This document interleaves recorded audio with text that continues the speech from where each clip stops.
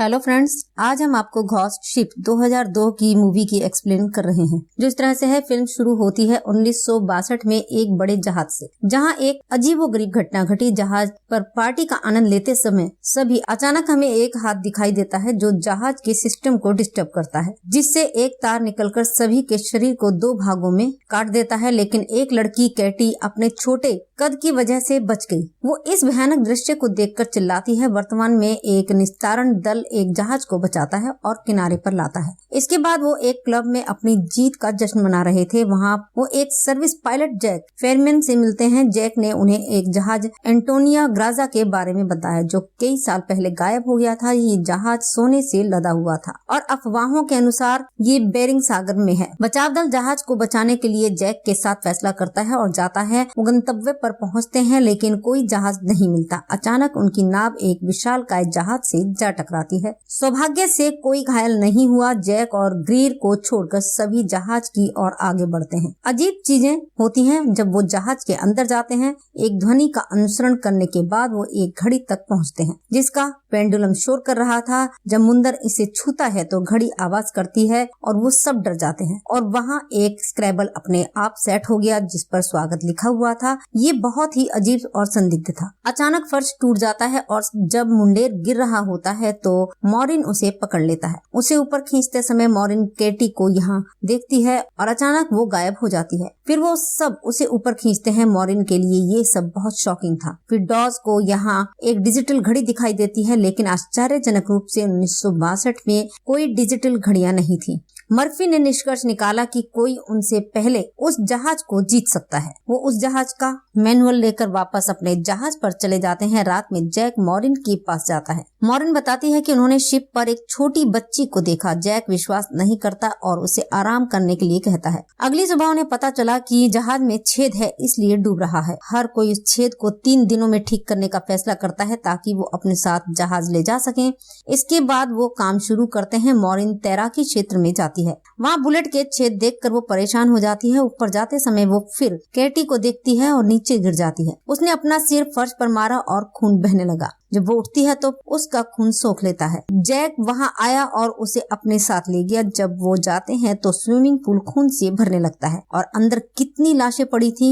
जबकि मर्फी कप्तान के कमरे की खोज कर रहे थे, वो वहाँ एक शराब का गिलास देखता है। जब वो घूंट पीना जारी रखता है तो वो कप्तान को सामने के शीशे में देखता है। डर के मारे गिलास उसके हाथ से फिसल जाता है। मॉरिन और जैक ने इंजन रूम का दरवाजा खोला। पानी की लहरें उनकी ओर आती हैं जिसमें लाशें पड़ी थी। वो डर गए और वापस जाने के लिए मुड़े लेकिन दरवाजा बंद हो गया। और फिर वो इंजन रूम के दरवाजे से आगे बढ़ते हैं। ग्रीर फ्रांसिस्का की आवाज सुनाई दे रही थी। वो 1962 में बोटर पर एक गायिका थी। जब ग्रीर ने आवाज का अनुसरण किया तो कुछ भी नहीं था और वहाँ हम फ्रांसिस्का देखते हैं। चालक दल के अन्य सदस्यों को ढूंढते हुए जैक और मॉरिन एक कमरे में पहुँचे। वहाँ उन्हें ढेर सारा सोना दिखाई देता है। जब वो दूसरे को सूचित करने के लिए जाते हैं तो उन्हें कपड़े धोने की कुछ आवाजें दूसरे कमरे से सुनाई देती हैं। जबकि वो सफेद चादर में कुछ हिलता हुआ देखने जाते हैं और मॉरिन का पीछा करना शुरू करते हैं। वो डर के मारे दौड़ती है। ये कोई और नहीं बल्कि उनके साथी थे। मॉरिन सभी को सोने के लिए ले जाती है। वो सभी यहाँ जहाज छोड़ने और सारा सोना अपने साथ ले जाने के लिए फैसला करते हैं। वो अपनी नाव में सोना लादने लगते हैं। जब सैंटोस नाव को चालू करने के लिए इंजन की सफाई कर रहा था तभी सिलेंडर अपने आप चालू हो गया। कैटी ये सब देख रही थी और मॉरिन को चेतावनी देने की कोशिश करती है लेकिन अचानक कोई आकर उसे रोकता है। एक धमाका तब होता है जब ग्रीर नाव चालू करता है और सैंटोस मर जाता है और वो सब उस जहाज पर अटक गए। जब अब मॉरिन केवल कैटी के रहस्य को सुलझाना चाहती है, वो उसे ढूंढने लगती है और अंत में वो अपने कमरे में पहुंच जाती है। डॉज और मुंडे खाना खा रहे थे जो कीड़ों में बदल जाते हैं और वो उल्टी कर देते हैं। कैटी के कमरे में तलाशी लेने के दौरान मॉरिन को उसका लटका हुआ कंकाल दिखाई देता है। मॉरिन डर गई। दूसरी और ग्रीर के साथ कुछ अजीब हुआ। सब कुछ बदलने लगता है और 1962 में बदल जाता है। जब सब लोग शिप पर पार्टी कर रहे थे, ग्रीर को कुछ समझ नहीं आया। मर्फी कप्तान के कमरे में उदास बैठा था। तभी अचानक शराब की बोतल हिलने लगती है। वहाँ कप्तान बैठा था जो उसे शराब पिला रहा था। जब मॉरिन कैटी के हार को देख रही थी तो पीछे से उसकी आत्मा आ गई। जब वो अपना हार देती है तो वो उसके हाथों से छूट जाता है। इससे मॉरिन की उम्मीद टूट जाती है और उसे यकीन हो गया कि कैटी भूत है। कैप्टन मर्फी को चौंकने वाली बात बताता है। उसे एक जहाज लॉरेली के बारे में पता चलता है और जहाज का गायब होना एक रहस्य था। एंटोनिया ग्राजा ने उसे जहाज को बचा लिया और सारा सोना उसी जहाज का था। लॉरेली की खोज के बाद एंटोनिया ग्राजा 2 दिनों के भीतर ही गायब हो गया। कप्तान मर्फी को एक तस्वीर देता है जिससे वो चौंक जाता है। उस तस्वीर के बारे में हम आगे जानेंगे। केटी बताती है कि जहाज पर उसकी और सभी आत्माओं को बंधक बना लिया गया है। जब तक ऐसा करने वाला अपना कोटा पूरा नहीं कर लेता तब तक कोई वहाँ से नहीं बच सकता।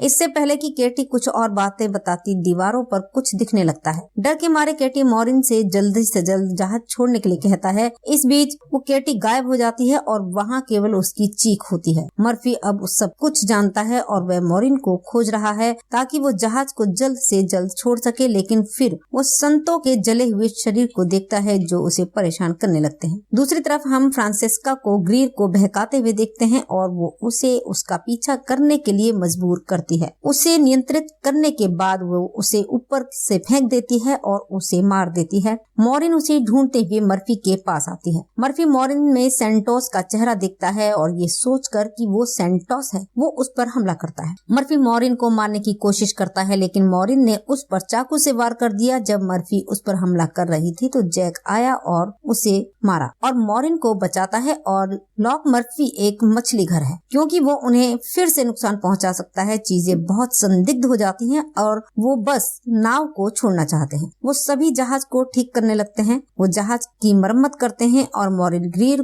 को खोजने लगता है। वहाँ वो फिर कैटी से मिलता है। वो उसे ग्रीर के मृत शरीर को देखती है और कैटी उसे अतीत में ले जाती है और सभी रहस्य प्रकट करती है। वो दिखाती है कि कैसे शेफ सोने के लिए लोगों को खाने में जहर मिलाते हैं। रसोइये की भी मृत्यु हो गई। तार की चपेट में आने से अन्य लोगों की मौत हो जाती है और उनमें से कुछ श्रमिक फायरिंग के कारण मारे जाते हैं और कैटी को उसके कमरे में फांसी लगाकर मार डाला जाता है। उन्होंने ये सब सोने के लिए किया है। अब वो सोने के लिए पहुंचते हैं तो फ्रांसेस्का उन्हें हेर फेर करता है और उन्हें मार डालता है। अंत में वो उस कार्यकर्ता को मार देती है। उसके बाद विलेन की एंट्री होती है। वो फ्रांसेस्का को भी मारता है और उसका चेहरा देखकर मॉरिन चौंक जाती है। वो शख्स कोई और नहीं बल्कि जैक था। वही उन्हें जहाज पर लाता था। उसके बाद मॉरिन मर्फी के बारे में सोचती है लेकिन जब वो वहाँ पहुंची तो वो पहले ही मर चुका था और उनके हाथ में जैक की तस्वीर है। ये सब देख करके कप्तान उसे दिखाता है। मॉरिन डॉस से जैक पर नजर रखने के लिए कहती है और मुंडेर को खोजने जाती है। दूसरी ओर एक सोना मुंडेर को जहाज की ओर खींचती है और उसकी भी मौत हो जाती है। अब पाइप में खून आता है तो मॉरिन को पता चलता है कि मुंडेर भी मर चुका है। यहाँ जैक ने डॉस को उकसाया जिस पर उसे गुस्सा आ गया